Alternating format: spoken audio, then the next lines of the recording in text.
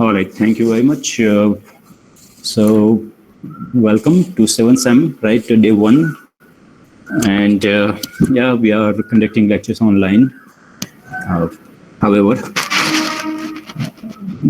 so all of you are ready, right? Mostly this is last semester for study, at least for BTech, right? Next sem you will be all mostly doing industrial training, right? Which you are already, being ready for. I mean, I know you guys have kept a lot of efforts in your SDP, and you guys are into project-based learning a lot, right? So let me go ahead and start with the subject, big data and analytics. I'll go and share the screen.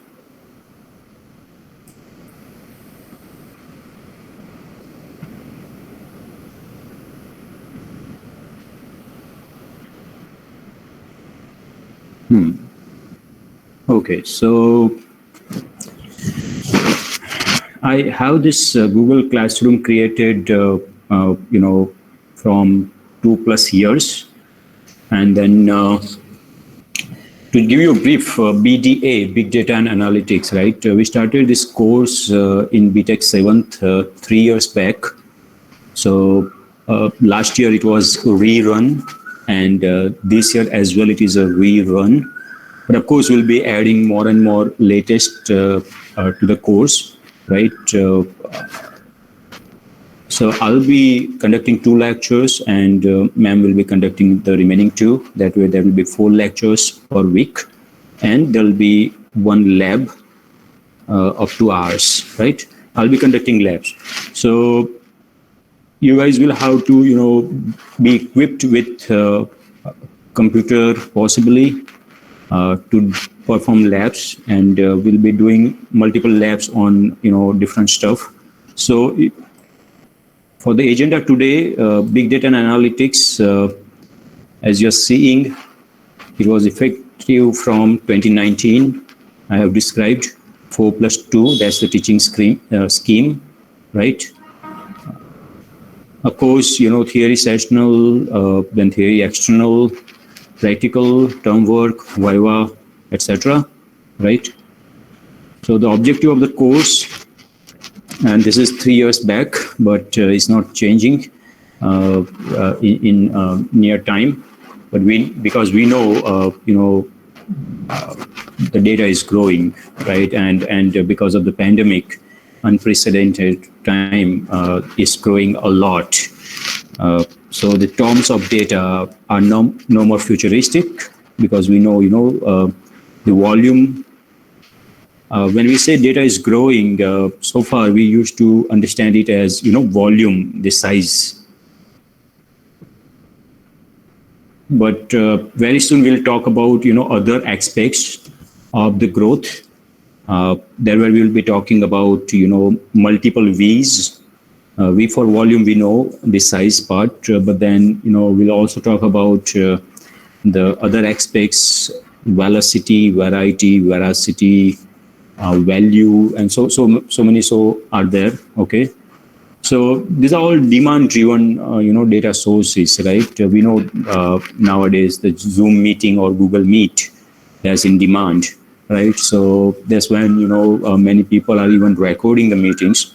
Not only the meeting invite, the meeting code, they are definitely data set, but then when you record the meeting, that's growing differently, right? So that is the demand, and we know these are all data sources are demand-driven data sources. So to handle this big data, we definitely need to have technological advancement, right? That's the key to stay up on the edge. And we know whatever is being recorded or being, stored, that they are the footprint for tomorrow. So you guys will have to, learn to handle such data. That's one thing. So that falls in the storage part, and the other part will be the analysis part, which we name it as analytics, data analytics, right? So big data and analytics, okay, that's what BDA is for. And of course, there are a few more steps. Even once you analyze what you want to do with that, like reporting, you'll want to report, the insight to, the decision makers, right? So those all things will touch, and they will also touch about the infrastructure, right? So here you guys have to, learn various algorithms possibly. Then you have to learn how the, infrastructure going to help you, and that's actually, the scalability part. You guys must have heard about, scalability. Which we'll talk in detail. Fine. So that's the need of time. We understand it very well. That's when the course was introduced 3 years prior, and it is designed in collaboration with Infosys Limited. So there are around 8 or 10 chapters. Okay. As you can see on the screen, I believe you guys are able to see the detailed syllabus on the screen. Please type yes in the window. Is 231 good enough? Okay. So we'll be actually talking about data, and then so far you've been, working on data, which was primarily handled by the transitional processing systems. Even in 6M, many of you started exploring, few other types of data with your project, and but we'll learn types of digital data specifically. We'll learn, categories and examples. Fine. Then you'll get introduced to big data. We'll have, the landscape, technology landscape, NoSQL, NewSQL, and we'll also get, into the architecture of distributed systems and distributed computing. Then that's when we'll talk about cluster, Hadoop. Okay. And there are, a few more things, whichever is in the market, like Spark and all. Okay. So we'll be primarily, focusing on the storage and processing, as I mentioned already. So you'll have, idea how the storage happens, in a distributed manner. So distributed file system, that's one thing. The other thing will be processing. So you guys are already into using, cloud, right? Like Google Cloud or Oracle or IBM or Amazon Cloud, right? If you are not directly using cloud, you might be indirectly using it. For example, when you use Google Drive, that's part of cloud service, right? Storage. Fine. So storage and processing, we'll talk about something called MapReduce. So we'll touch upon, MapReduce as a programming paradigm. Okay. And we'll move on to more algorithm and data models with data analytics. Okay. And there are, various technologies, tools in the market. There are a hell lot of tools. Okay. Many of them help you dig and analyze the data programmatically. Some of them also let you, dig and analyze the data SQL way. You can literally write queries. Okay. And some of them also let you do scripting, like, the way we used to do shell script in Linux, and then PHP scripting, and, maybe Python and R scripting, right? So there are various ways. Okay. However you like, you will be able to, do analytics. So that's when we'll be touching upon all these, various tools. Okay. And then, as I said, you'll get introduced to data science, right? So this is what the theory is, okay, gonna be. Of course, a lot of stuff we'll be doing, demonstration of one thing or other, okay? But then we'll also touch, the base, which is distributed systems, as and when needed, and the connection, which is cloud, wherever applicable, okay? So big data and analytics, as I said, has evolved from, the need of handling and processing data, right? And bringing business insight, right? So that's when the learning outcome is what you expect. You have to be able to do end-to-end steps, starting from data handling to, be able to report. insight to visionaries, right? And students shall become familiar, of course, with the technological terms used with respect to big data. So there will be a lot of technological term I'll be touching. You guys have to, note them down and explore more on your own whenever, I throw them. Fine. So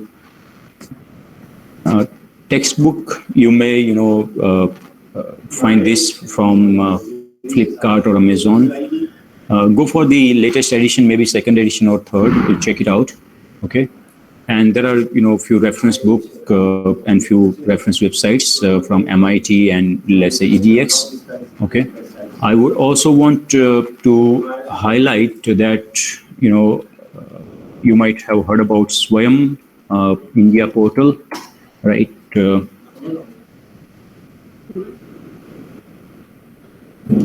Or you can also connect, via NPTEL, right? So you guys know these things, right? NPTEL is now, connected via Swayam, right?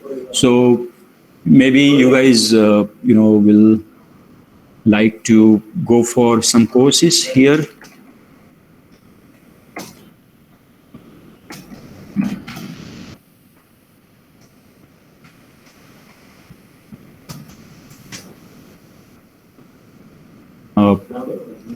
Okay, so fine. I will have to stop share, for a moment.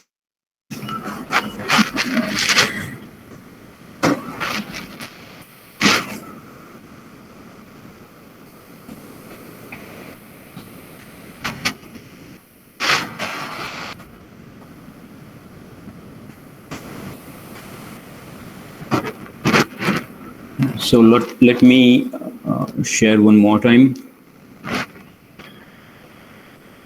And you guys should be able to see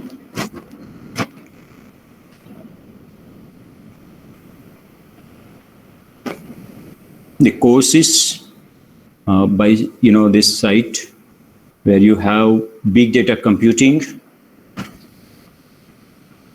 data science for engineers, and scalable data science. So I've already touched what is big data in a way. Data science, we'll talk about it more, right? And then scalability, I already told you a little bit about it. So you guys can go and also enroll to these courses if you feel suitable. Fine. So they are there by IITs, right? So they definitely let you have some certification also, followed by some exam. Okay. So I would be definitely bringing you, things from these courses too. So I'll try to bring in, new stuff and variety for you from these 3 courses. Big data computing. Why this is not coming up properly?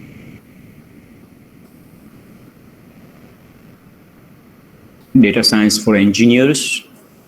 Okay, and scalable data science. Okay, so feel free to join these courses and stay ahead. Fine, and that's from swayam.gov.in. Okay, check out the deadlines. Okay, if you may want to literally follow it, there are important dates which you may want to check it out. Fine. Yeah, you may go for NPTEL and find out tentative course list here, and then from there you can explore any further interest. Okay, so with that we got started with syllabus.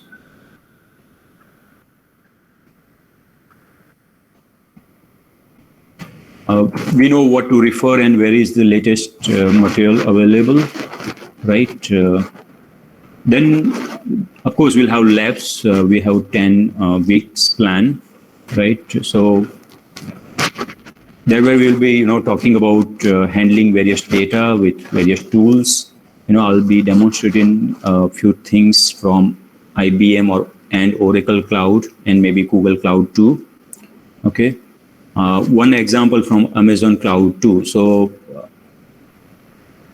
connected, things from all these topics. Okay.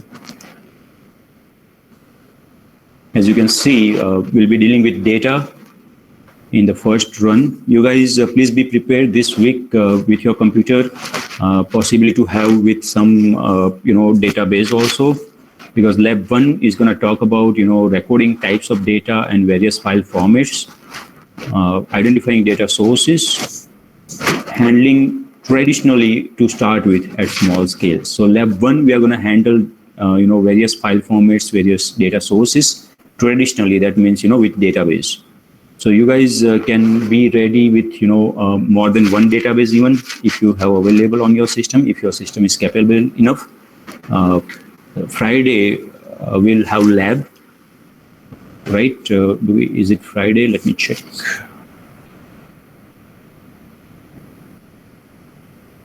No, Thursday, 3:30 to 5:30 we have lab.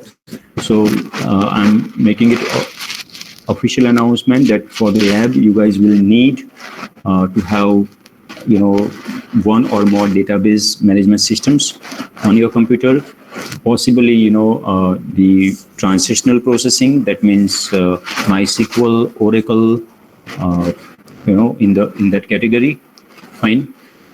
More than one is advised because we may, deal with one to another. So that's when you will face challenges. Okay, we'll talk about it Thursday, whatever the time might be in the noon. Okay, fine. Then we'll move on to other stuff, as I mentioned, distributed file system and processing. You see, Hadoop, the cluster. Physically, when the labs used to be, we were successfully able to do cluster of 40 computers, 40. Okay, now because we are remote, we guys will have to find out ways to connect, right? And that's when we will take benefit or help of cloud computing also. I mean cloud resources. Fine. So yes, we'll be definitely touching NoSQL databases, and one of them, MongoDB, you guys have already started exploring, right? So we'll take benefit of your knowledge too. Fine. And we'll also talk about something called Mahout, which actually is important for machine learning. So big data, you guys have to find out the connection between AI and big data, as well as machine learning.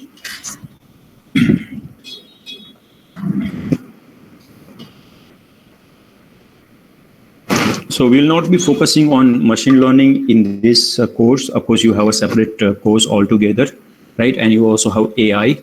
But these three courses, there are connection and dependencies too.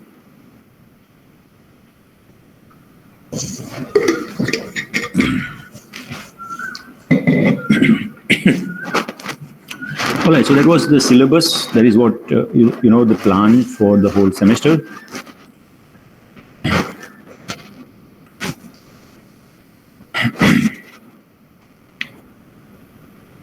So because I'll be conducting labs, there's a little more from my side going to be. I will connect lectures and lab whenever required. But then ma'am will also do a lot of demonstration of various technologies, and she will also touch upon various topics related to big data and analytics. Pinkel ma'am, right? So stay tuned. Now, how have we planned to share the material with you? We'll let you know later on. But I'm sure you guys have 5th semester roll numbers.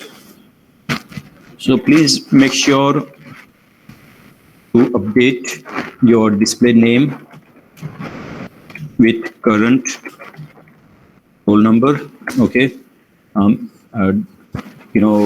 Please make sure you do that, because once you will enroll to Google Classroom, we will check it, in the sequence, who was present, who was not, and how about your submissions, etc. So you may, take time to do this. Fine. Okay. So topic one was the syllabus part. Let's talk about other topic now.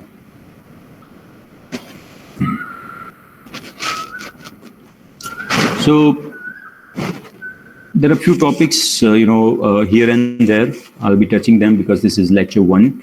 I need to, make the base. So let me ask you a question. What all different programming paradigm are you aware of?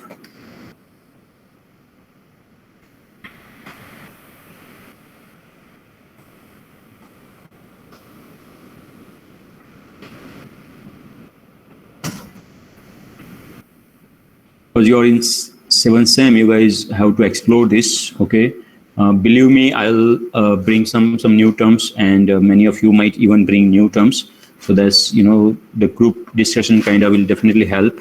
So Hardik says object oriented. That is correct. And prior to that, you guys might know procedural oriented, right? POP, right, which is C language, as you know, POP. Right, procedural oriented programming, right? Object oriented we already have learned, starting C++ or Java and all, right? So object oriented, yes, Hardik, that is correct. Now, yes, that is when I'm seeing few new things. Event driven, yes, Chetan and Yes has brought event driven. So guys, those who don't know, please, explore this. It actually, we used to learn something called Visual C++, and this is around year 2000 to 2006 or 7. Okay, so it is before ASP.NET. Okay, when the web has got more charm. So Visual C++, we used to mark it as event driven. Specifically, when you click, or when you click button, for example, that's an event, okay, and there will be a listener behind the scene, which will do the job for you. So event driven, yes, I hope you understand what event mean. Nowadays, even in big data, we are actually gonna talk about something called event detection. For example, there is a mild earthquake, okay, mild earthquake, right? So I think, why would I forget the spelling? Anyways, and there is, for example, guys might know, what is that? Seismic, what is it? I forgot the exact, department which deals with, earthquake and related activities. So yes. See, okay. Bear with me on that spelling. Yeah, Patel Shlok. Good to bring that. So basically, we'll talk about something called event detection. But at least with programming, event driven. Okay, whenever event happens, something will respond. So there is a listener or handler, okay, which will respond. Right. So yeah, fine. POP, object-oriented, event-driven. Somebody then brought what is it? Functional programming. Correct. So Devanshi and Hardik, any example where have you heard about functional programming?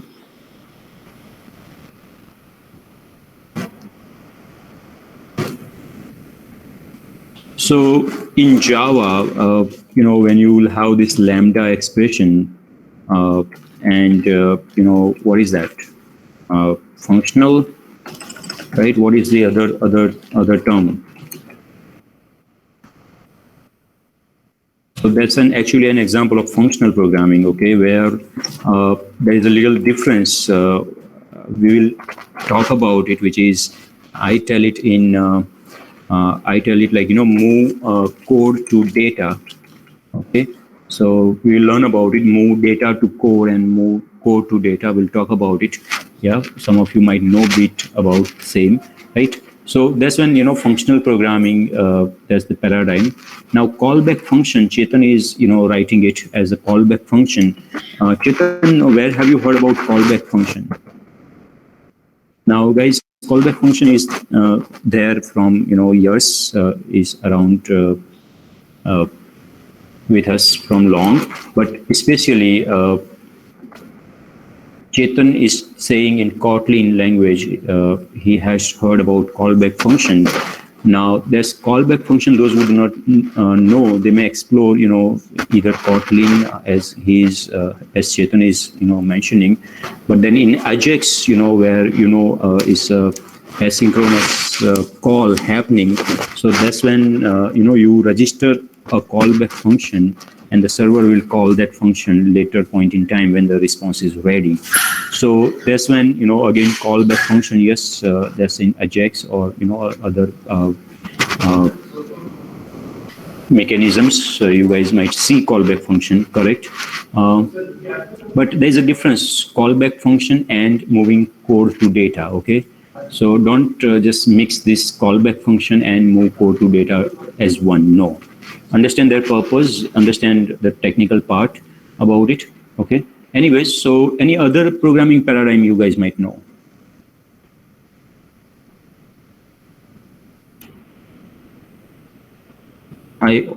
Parallel programming, correct. So Devanshi, yes, I'm gonna bring that. There is some, there are multiple ways to do parallel programming. We'll talk about it, but one of them is MapReduce. Okay, so this is MapReduce is a programming paradigm. We will talk about it completely. We'll understand how it works. So this will give us some sense of distributed computing, and of course storage part.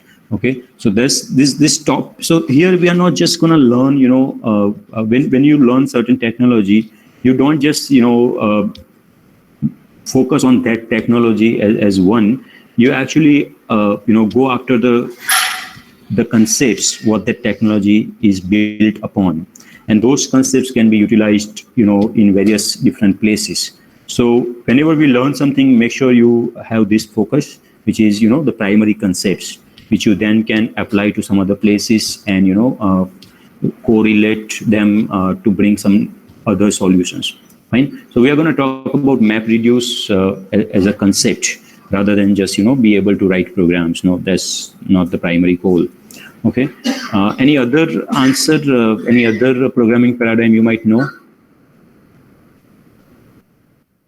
Fine. So we are going to explore MapReduce. That's when I thought I should actually bring this as a topic, programming paradigm, right? And by the time we discuss, some few things will get clear to you, those who are not into all of these.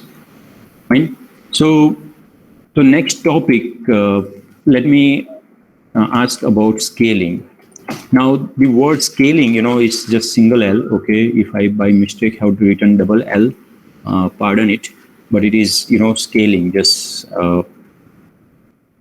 because we also say, scale. We know the word scale, but this scale is actually about handling, is specifically with, computers, and you can say like data and cloud, okay? So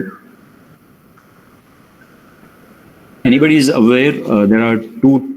Okay, so let me give you a brief. When we had a single computer, okay, and you wanted to handle more, data as well as processing. For a single computer, you can, add more RAM, right? Yes or no? Or you can add more hard disk, yes? And then maybe there is for storage and processing. Maybe you improvise what? Improvise. My goodness. Oh, come on. IMPRO. Improvise more CPU power. I mean, the single core to dual core, right, etc., and quad core. You guys know, right? You do improvisation on these factors like memory as well as processing. So what happens? There's a limit, right? There is a limit on this. So in general, this is if you keep improvising, that's your supercomputer, right? So if you keep increasing the memory, and if you keep working on the processor, that's your supercomputer. And it is actually called vertical scaling. Okay, it is called vertical scaling. Fine. Supercomputers are example of vertical scaling. It is also called scale up. Okay, so guys, please identify all this technical stuff. Fine. So scale up, but then scale up has to do with architecture, research, and it has a limitation. It is also expensive, right? Budget is always a concern. What next? What is your option? If you cannot opt completely, for a supercomputer, what are your options? So then people thought, because of the network, infrastructure growing, you have one more option, which is called horizontal scaling. Okay, it's called horizontal scaling. And why it is called horizontal scaling? Because you guys connect commodity hardware.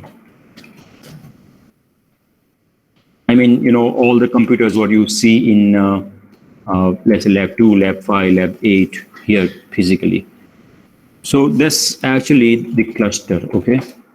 And you definitely need to then talk about,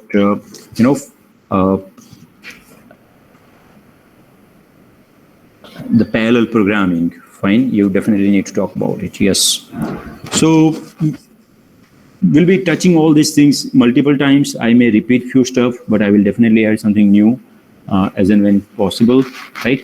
So guys, we know the topic now, which is horizontal scaling versus vertical scaling. The horizontal scaling is also called scale out, okay?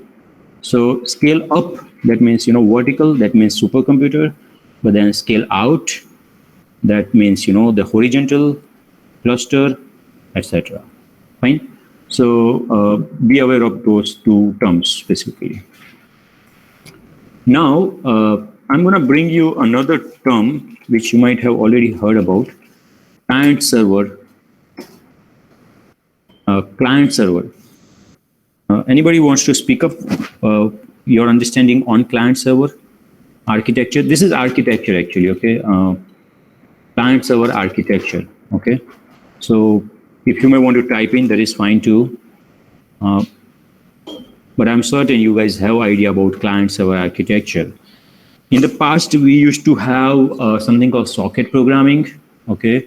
We'll touch upon whenever possible. I'll, give some demo about it. But give me some idea about client server architecture, where you have, or applications. Why am I talking this? Because the next architecture I'm going to talk about is master-slave architecture.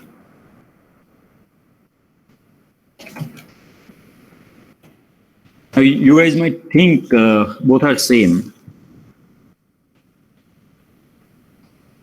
So important here is to know the difference and similarities, okay?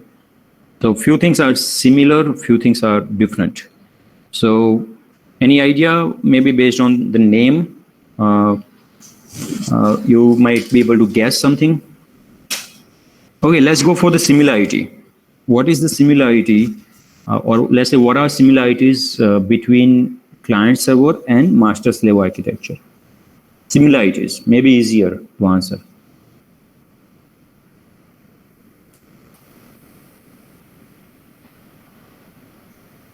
So guys, please, sit in the chair, or at least sit proper, maintain proper posture. Don't just have, mobile in hand and put on the microphone and lay down, okay? Because that will not make you type smoothly. Even mobile, typing, I'm not certain how, you might be texting a lot, so that may be okay to type fast if you can. It's a new generation, but I don't see any responses. Similarities, come on, you guys don't know any similarities? client server and master slave. Okay, so there are important things which are dependent on this topic. So if you don't know, you're gonna miss, the connection. That's when I need some input from you.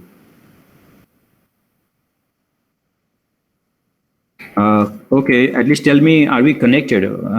Can you hear me and can you see the screen? Okay, Chetan, thank you. See, why I'm typing, because sometime there is a, voice delay or network concerns. That's when I also thought like, let me, type also. So if you may read, maybe, it may make some sense. You see, read as well as hear. See, we are trying our best to get you the stuff out there. Okay. And we are expecting you guys connect via computer till when possible. Okay, fine. So master issue command and slave response to it, same as client request and server response.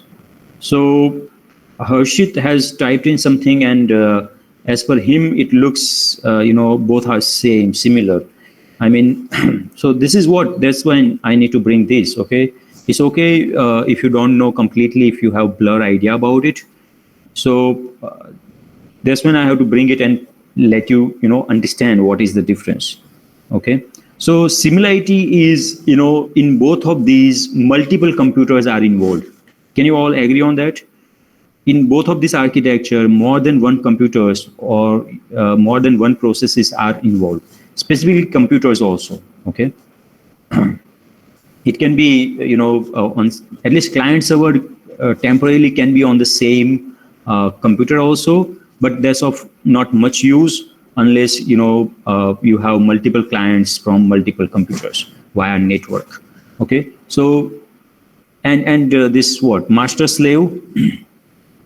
Again, the same story. It can be on the same computer, being processes like master process and slave process, or more than one slaves, right? But then is again, on a single computer doesn't make much sense. So one thing is common, which is having multiple computers. Having multiple computers with network, at least. If not internet, network is definitely needed. Internet is a separate thing, what is it, right?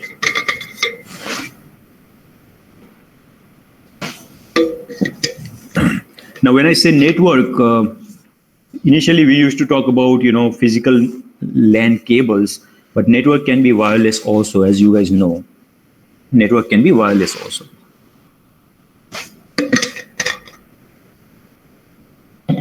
So, common is having multiple computers and the network. That's common. And of course, another thing is, there will be some request and some service. And let me talk about the difference now. Please focus here, okay? And you guys will agree with me on this. In client server, server is ready to serve the requests. Okay, so actually, who is working here in the client server? Who is working? Server is working or client is working? Yes, server is working. Okay, so don't assume that client is working. No, server is working. Okay, client only is interested in result. So though clients are more, they actually are only interested in results. Okay, so server is working. Now, can you think about the master slave part? Who is working?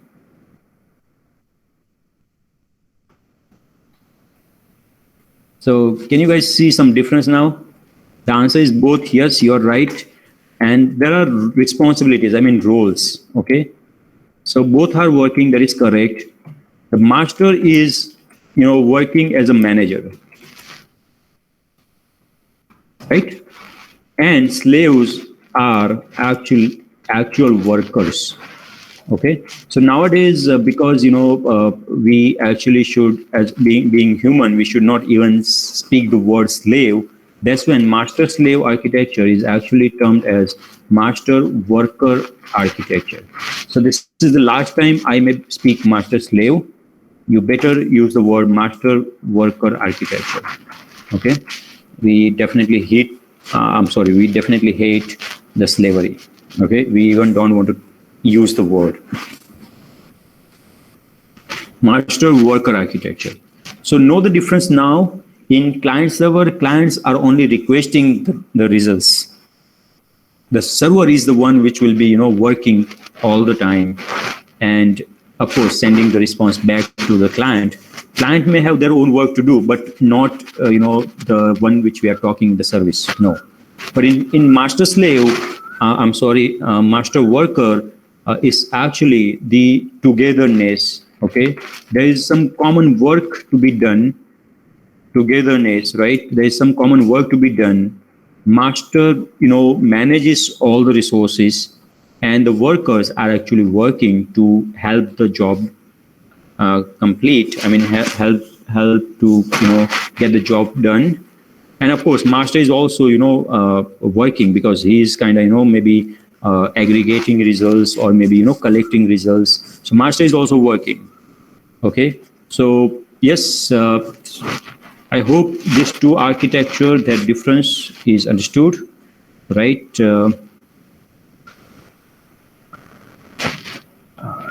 In client server, server is the bottleneck. If server goes down, it's a bottleneck.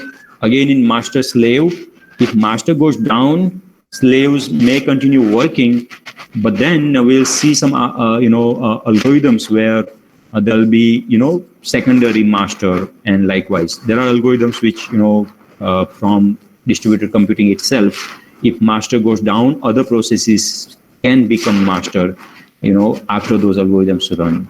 So there are a lot of distributed computing concepts also. Last year students actually wanted to learn those concepts as well, so I took up few related topics from distributed systems. Okay.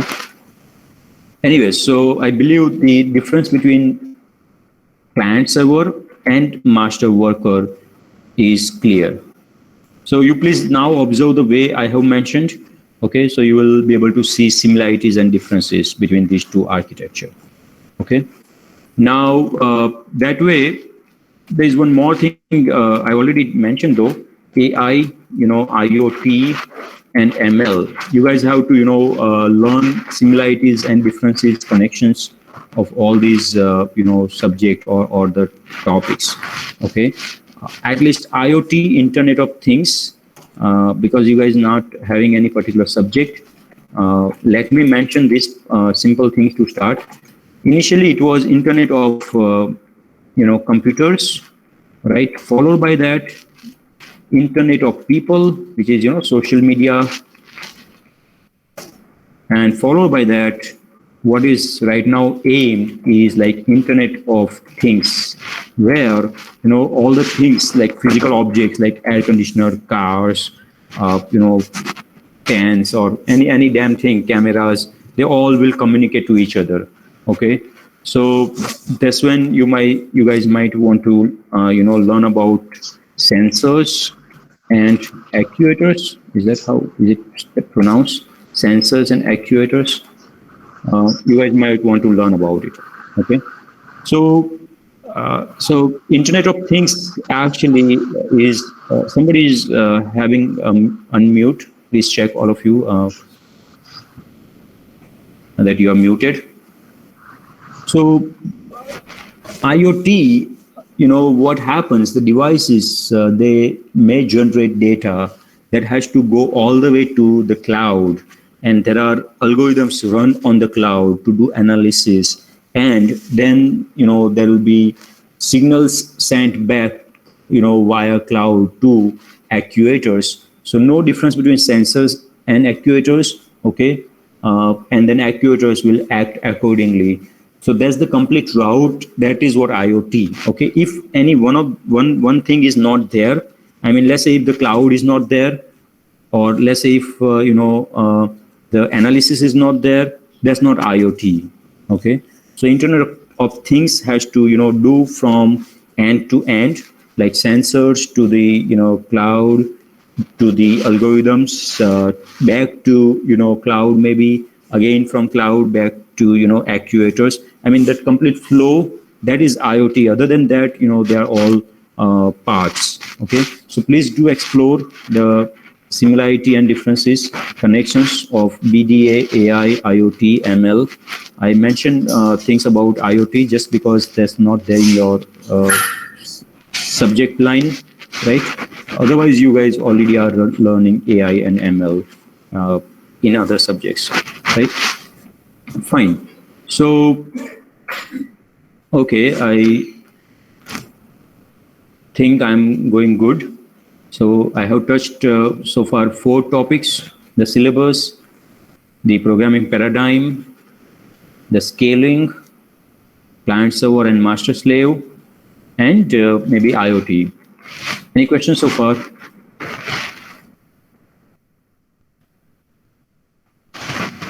Guys, any questions so far? Just because it's day 1 and I have to connect a few things, I have to let you wake up, and again get into studies, right? That's when I raised a few questions also, and you interacted. That is good. Okay, so we'll move on. A few more topics for the day, right? Which are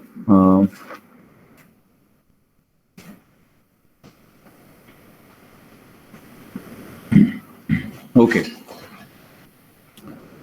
So those who actually are into research, or they may want to explore research part, let me give you something about it. Okay, where am I? Fine. So I have this screen on, and we have talked about syllabus. We'll touch the definition of big data, official definition. We'll retouch that part. Okay.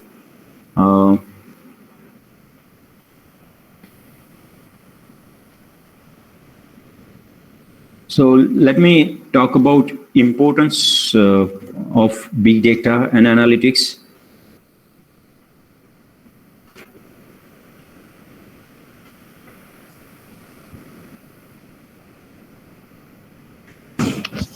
So there are few quote from the industry. So see how important people think data. That's by this guy. He says, "In God we trust. All others must bring data." Okay, if you go and tell something to your superior or CEO of the company, he's not going to listen to you unless you bring him data, the information. I mean, you have to provide him the analytics. Okay, that's what the purpose. Why big data and analytics. Okay. So some point in time, somebody said data is the new oil. Now, you guys know, oil was one of the crucial element, right, which made a lot of Arabs, lot of rich. So somebody in the industry said that data is the new oil. Now, of course, there are a few different understanding. You cannot just stick with one understanding of the statement. Okay. For example, you may think like oil can get consumed, data cannot be. It can is transferred or so there are. But just at first sight, just understand it is actually showing the importance of data. Okay. So somebody coined this statement in year 2006. Okay, the data is the new oil. So we are actually talking 14 years, almost 15 years, in the industry with data. Now, okay, this is, I will explain it actually. You guys first hear it. We are entering a new world in which data may be more important than software. Does it make sense? Data may be more important than software itself. I mean, so one day, we had these faculties together, and some point came to my mind about the same. let's say if Google, gives out all of all of its software to you, all the machine learning algorithms, all, analytics algorithms, everything, every damn piece of code, it gives it to you. Will that suffice? So with respect to AI, machine learning, analytics and all, you have the source code, but if you don't have the data, the source code, I mean, the machine is not going to learn, the AI is not going to happen, right? Just because you don't have data.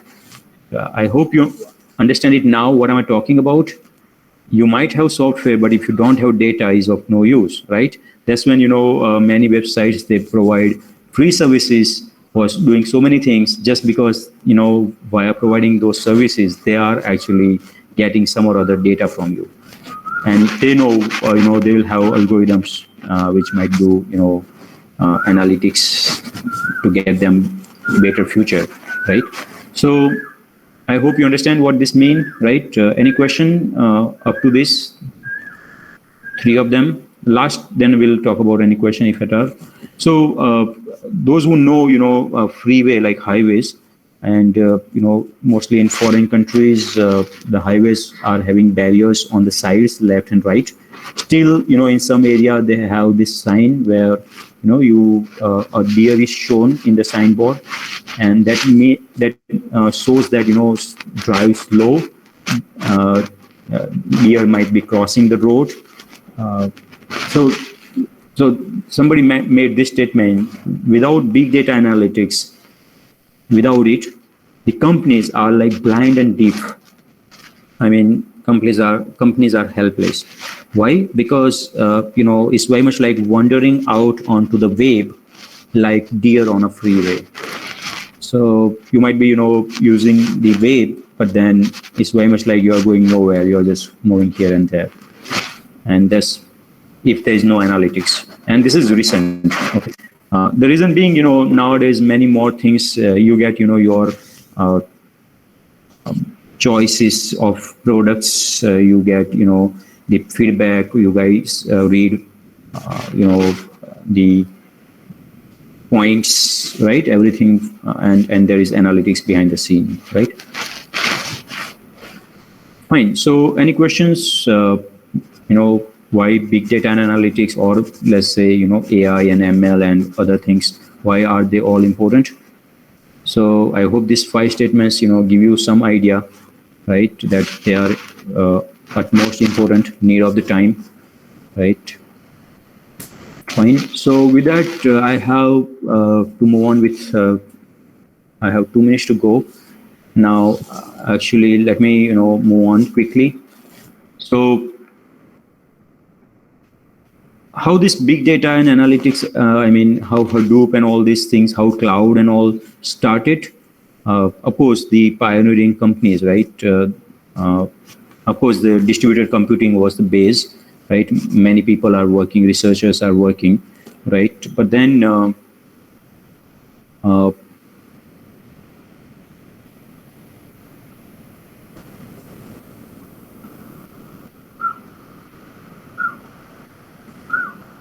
I'll bring you these links. You may make a screenshot for now.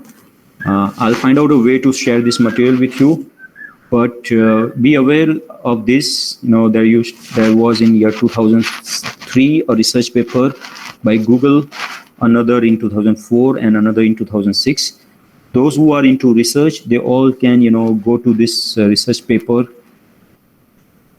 Of course, they are diving deep into distributed systems and how Google started focusing on handling of the latest systems and the requirement, right? So that's Google File System, and I'm proud to have one of the Indian as first author of this. Okay, I fine now. So MapReduce, as we'll be talking about it.